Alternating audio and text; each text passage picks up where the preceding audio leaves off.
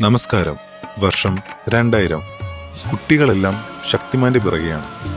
എന്നാൽ കൂട്ടത്തിൽ മുതിർന്നവരോ പുതിയൊരു കാലഘട്ടത്തിനുള്ള ചുവടുവയ്പിലാണവർ. ഇന്റർനെറ്റ് കഫേയിൽ ക്യൂ നിൽക്കണം. യാഹുവും ബ്രൗസിങ്ങും തുടങ്ങി വരുന്ന കാലമാണ്. മാർക്കറ്റിൽ പുതിയ നോക്കിയയും മോട്ടോറോളി ഇറങ്ങിയിട്ടുണ്ട്. റേഡിയോയിൽ യേശുദാസിന്റെയും MG ശ്രീകുമാറിന്റെയും പാട്ടുകളാണ് കേൾക്കുന്നത്. വാക്മാനാണ് ഇപ്പോഴത്തെ ട്രെൻഡ്. സിനിമാ തിയേറ്ററുകൾ നിറയെ ആളുകളാണ്. നരസിംഹവും വലിയേട്ടനും തകർത്തോടുകയാണ്. ക്രിക്കറ്റിൽ പുതിയ ക്യാപ്റ്റനായി സൗരവ് ഗാംഗുലി ചുമതലയേറ്റു. ആളുടെ നേതൃത്വത്തിൽ ഇന്ത്യയുടെ കായിക ഭാവി തെളിയാൻ പോകുകയാണ്. യുവരാജ് സിംഗ് തന്റെ ഫാസ്റ്റിംഗ് ബാറ്റിംഗ് പ്രകടനം കാണികളെ ആവേശം കൊള്ളിപ്പിക്കുന്നു.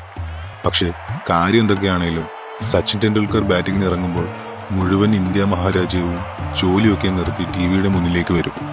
അതൊരു വികാരമാണ്, ഒരു രാജ്യത്തിന്റെ അഭിമാനവും.